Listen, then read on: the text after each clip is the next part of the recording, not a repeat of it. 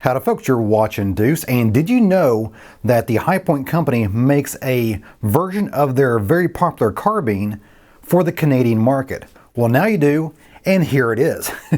This is a High Point carbine, a 995 model carbine that is chambered at 9mm, that's what they designate it as, and it is made for the Canadian market.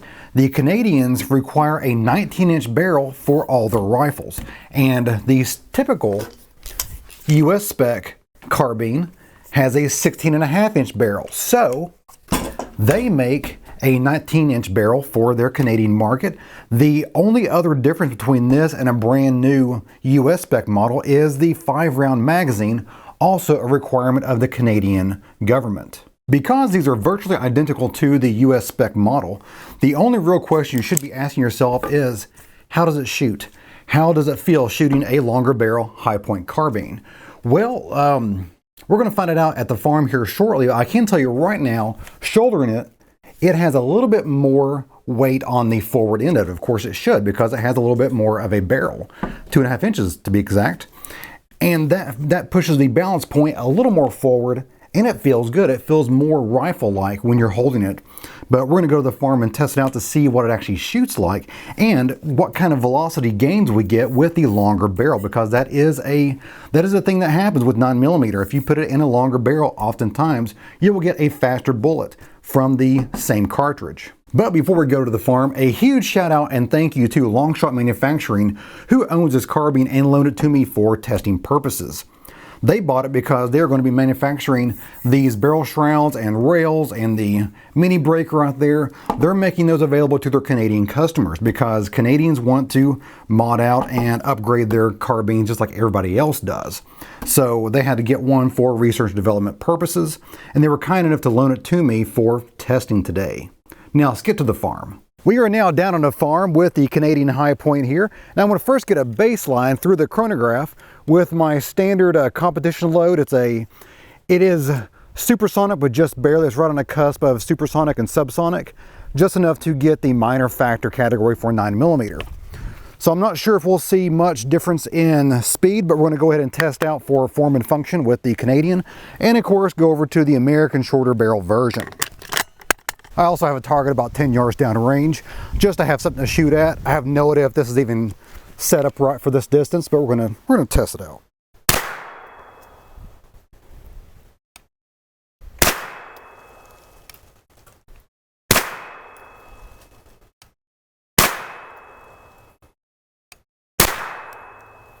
Well, those are very consistent, which I'm glad because I loaded those myself.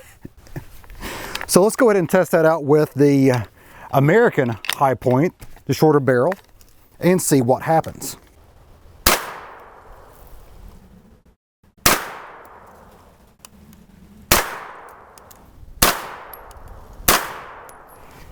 Interesting. Now, I bet the average, I'm not doing the math in my head right now, but the average looks to be slightly lower. And now we're going to test out a few rounds of this PPU ammo. It's a 115 grain supersonic. I have no idea what feet per second it's supposed to be at, but I guess we'll find out, huh? All right. First of all, with the Canadian,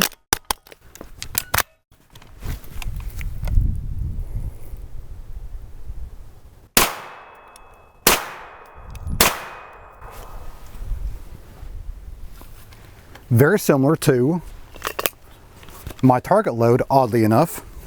Of course, the target load is 124 grain, not 115.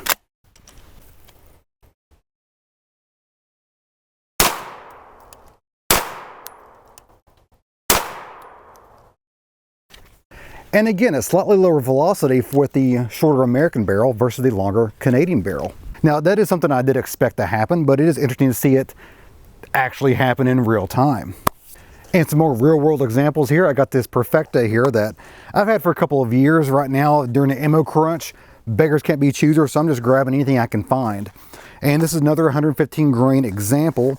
And again, I don't have a feet per second listed on the box, but I'm going to assume it's supposed to be about 1250. Normally they are. Start off with the Canadian long barrel.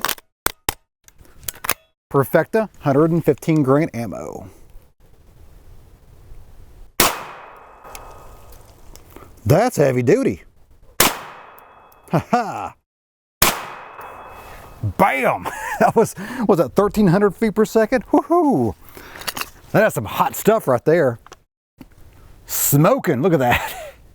And now for the American shorter barrel. Let's see if it could utilize that power just as efficiently.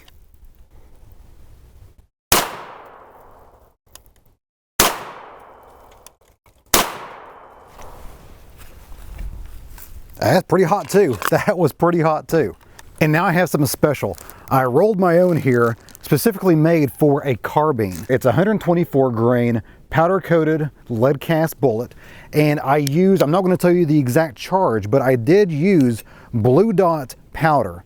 And Blue Dot is a very slow burning, one of the slowest burning pistol powders that you can really get away with. The way gunpowder is kind of categorized is you have fast burning powders and slow burning powders. Slower burning powders are, the super slow ones are in Magnum rifle cases because they've got a 28-inch barrel to shoot through and to burn through, and a fast burning powder like, let's see, Bullseye. Bullseye is a very fast burning powder. Red Dot is also a very fast burning powder.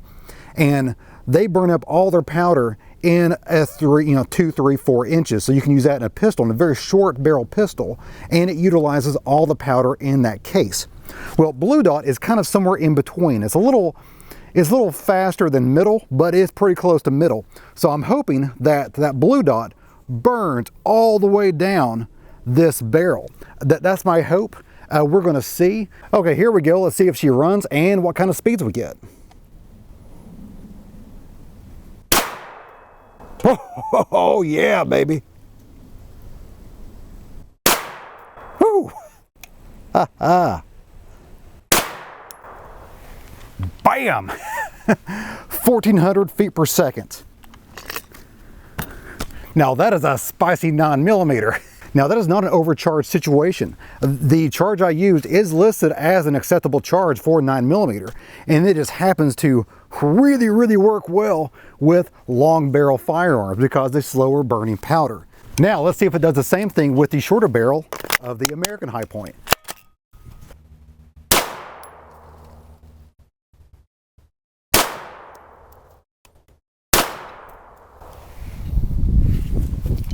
All right, shoots pretty hot too, but not nearly as hot as the long barrel Canadian version. So that Blue Dot, the Blue Dot is really making use of that extra 3 inches of barrel. And just to be as ridiculous as possible, I added a suppressor. Look at this, look at that sucker. Now I had to change out the excellent barrel shroud from Longshot so then I could both co-witness and put the suppressor on, because there was a little bit of a conflict there with seating the suppressor all the way down on the threads on the barrel. There we go, and of course the ears are on my rifle, not on my head here. Still pretty loud.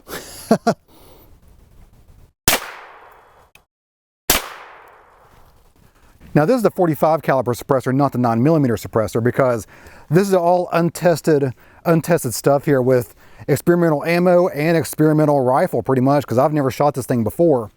So I wanted a little bit larger margin of error than what you find in a 9mm suppressor, so I threw in the 45. And of course I'm going to send the Blue Dot through here. I'm sure this is going to be super loud. Will it be hearing safe? I hope so. We'll find out, I guess. I'll go ahead and just leave my chronograph spinning. You know the drill. You can hear a difference. Whew.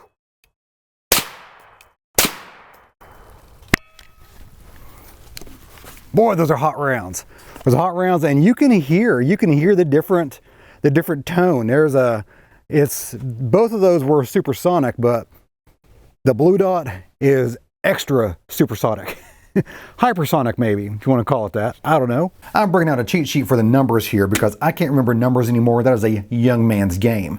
But first of all, I started out with the target load, which is a 124 grain cast lead bullet loaded with Bullseye powder. Right over here, got Bullseye powder, and that is my go-to competition load for USPSA and 3-gun events, is because it barely, I've got it loaded to where it just barely satisfies the minimum standard for competition. So lighter recoil, easier to control. The US spec carbine got 1,217 feet per second versus the Canadian barreled version with 1,233. Now that's a very, very small increase, but it was a slight increase. Now bullseye powder, the reason why that did not have that much of an increase because bullseye powder is a very fast burning powder. So I'm going to bet that the last 2 inches or so, the bullet was just freewheeling through there and the powder was already completely burned up. For the PPU ammo, I got very similar results. These are all averages, by the way, but the US spec got 1,211 feet per second and the Canadians, they got 1,243. Very, very similar to my target load. At the time, I was not aware of the feet per second rating for that ammo because it's not listed on the box. But I looked it up online here and it's supposed to have 1145. So 1,145 feet per second with a 115 grain projectile. And that's really kind of low on the power scale. And that's why I probably didn't get as much of a difference in speed between the Canadian version and the US version. And now I tried Perfecta ammo, which is a full metal jacket, 115 grain projectile. And they also do not list the feet per second on their box, but after reviewing it here, after researching, they should have 1,247, so 1,247 feet per second out of a pistol. So that's a much hotter round than what I've tried so far, and the results did show that. The US spec carbine got 1,274 feet per second, but the Canadians knocked it out of the ballpark with 1,322. We are seeing science happen in real time. That extra oomph, the extra powder, whatever powder they used to load, it was very happy to utilize that extra 2.5 inches of the barrel in Canada. And lastly, the belle of the ball is my 9mm carbine specific load using blue dot powder, which not much left of that. I'm gonna have to buy some here to further my carbine specific load endeavors. The US spec barrel got 1,353, 1,353 feet per second out of the 16.5 inch barrel, but the 19 inch barrel got 1,430, 1,430 feet per second out of a standard 124 grain cast lead bullet. These bullets were powder coated, which isn't as slippery going down the barrel as traditionally lubed cast lead bullets. So if I use some of those instead of the powder coated, I could probably squeeze out a few more feet per second out of this setup. I think it's very cool that Hi-Point is making these for the Canadian market because the Canadians deserve a inexpensive, fun to shoot pistol caliber carbine just like everybody else does. Sadly, unfortunately, I have to let this go back to Longshot so they can continue their research and development for their long barrels, their railing system, all that stuff for the Canadian market. I'm pretty sure there is a process to special order these if you are in the United States. I'm not sure what that process is, but I will probably be looking into it because I really like this thing, but unfortunately I have to send it back to Longshot. Well guys, that's it for me today. Hope you enjoyed it. If you did, give me a like and go subscribe. A lot more is on the way. If you have any comments, questions, or show ideas, leave that in the comment box of the video. I try to get as many as possible, and as always, you guys have a great day. See ya!